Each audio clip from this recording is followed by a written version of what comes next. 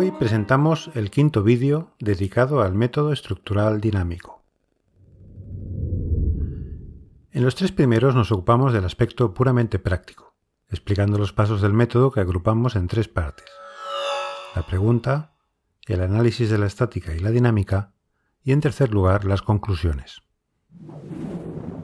En el siguiente vídeo ya nos metimos en mayores profundidades al intentar explicar cuál es el fundamento de este método propio del humanismo universalista. Explicamos que, a diferencia de los métodos tradicionales, nuestro método partía de la descripción de la experiencia del mismo pensar. A partir de ella se proponen los procedimientos para hacerlo con coherencia. Vimos cómo la experiencia se mueve constantemente, pero para pensar es necesario parar las cosas, fijando un objeto y un interés. Fijar y seleccionar es una diferenciación, pero para que el pensamiento avance es necesario relacionar los datos diferenciados y para concluir es necesario sintetizar las relaciones en una nueva visión total del objeto. Por último, explicamos que el ejercicio del pensar coherente desarrolla una sensibilidad interna hacia la belleza del pensar y cómo, curiosamente, es un cierto sentido estético el que nos guía al discurrir.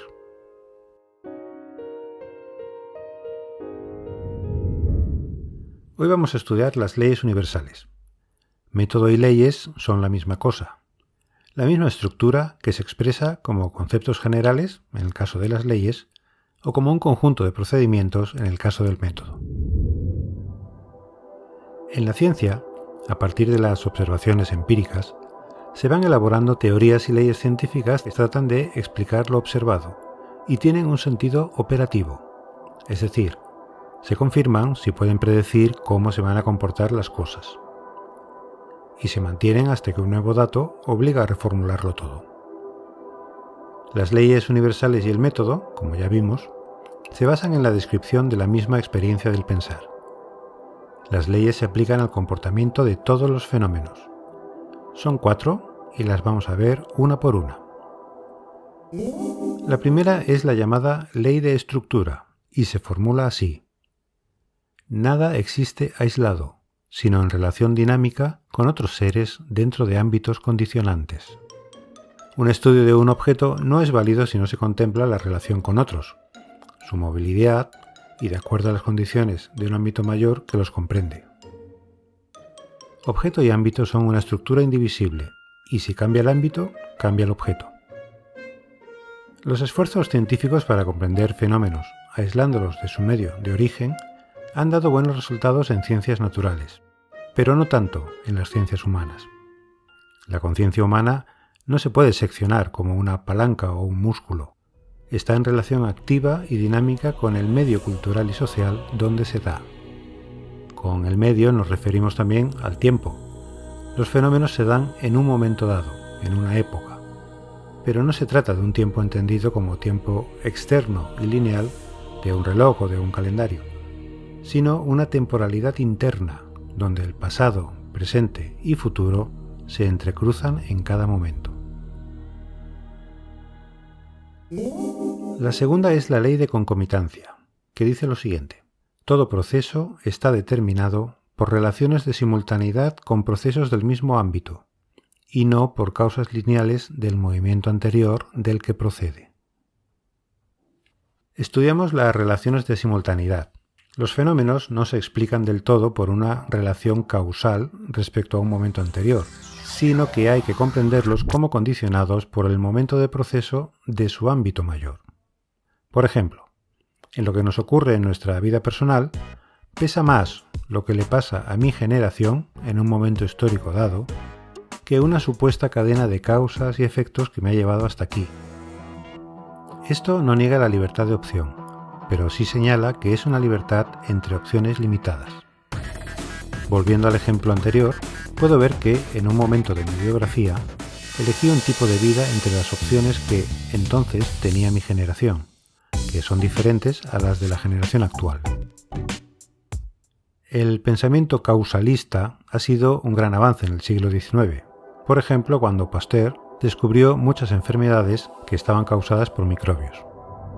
Esta idea, en oposición a la idea imperante entonces de la generación espontánea, permitió grandes avances en medicina. Sin embargo, después han aparecido otros problemas que han precisado de modelos ecológicos y de multicausalidad, y muchos problemas actuales precisan ir más allá del pensamiento lineal. La tercera es la ley de ciclo, que dice lo siguiente: todo en el universo está en evolución y va desde lo más simple a lo más complejo y organizado, según tiempos y ritmos cíclicos. Estudiamos el ciclo de la transformación de lo simple a lo complejo. Un proceso puede evolucionar, involucionar, cristalizarse o dar un salto cualitativo más allá de su identidad original. Los procesos no evolucionan linealmente ni a velocidad constante. Surgen, crecen, se desarrollan y se desorganizan para dar nacimiento a otras formas en un nuevo ciclo más avanzado.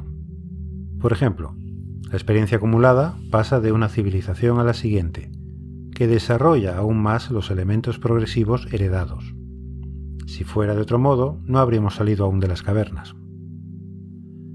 Todo cambia en una dirección evolutiva, no es que vaya al desastre. Todo cambia y evoluciona, de las moléculas a las galaxias y de las personas a las sociedades. Si uno no quiere que nada cambie en su vida y no asume la evolución de las cosas, va a tener problemas. Las sociedades conservadoras se oponen a los cambios porque ponen en cuestión lo que hay, lo establecido. Es una postura antihistórica y genera conflicto, porque todo cambia más allá de nuestra voluntad. Los cambios que se dan no se dan de cualquier manera, sino que siguen una lógica en dirección a una mayor complejidad al tratar de adaptarse al medio.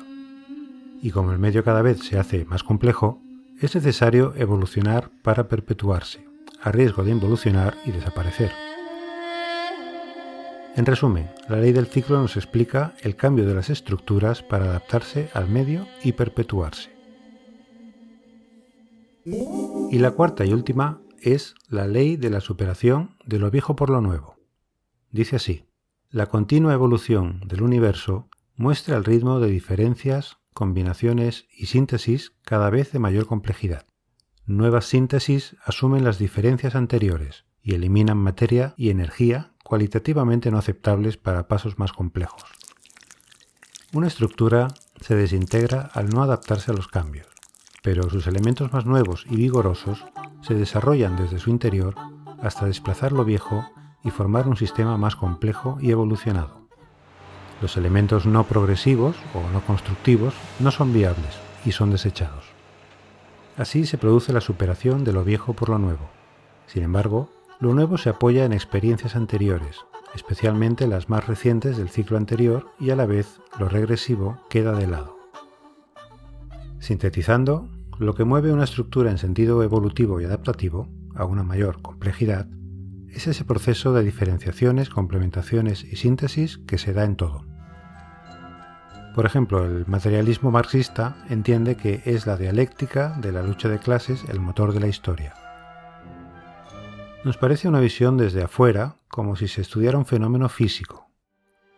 La perspectiva de esta ley se acerca más a Ortega, que explica cómo las nuevas generaciones luchan por desplazar a las que están en el poder, y eso da vida al movimiento histórico. No son las condiciones objetivas las que determinan el fenómeno, sino la lucha entre intenciones, según la subjetividad de cada generación. Las generaciones son el tiempo social en movimiento. Y aquí terminamos la explicación de las 4 leyes universales. Lo que estudiamos en los 3 primeros vídeos se apoya en esta base teórica y seguramente habréis ido viendo las relaciones entre las leyes y los distintos pasos del método. Se exponen las leyes por separado para poder explicarlo mejor, pero lo ideal sería incorporarlas en nuestra manera de pensar, en una forma estructural y dinámica de ver el mundo.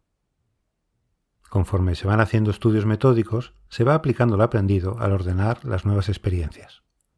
Después, unos estudios se conectan con otros porque tienen relaciones y cosas parecidas, aunque se refieran a asuntos diferentes. Y así se va formando una nueva manera de ver el mundo.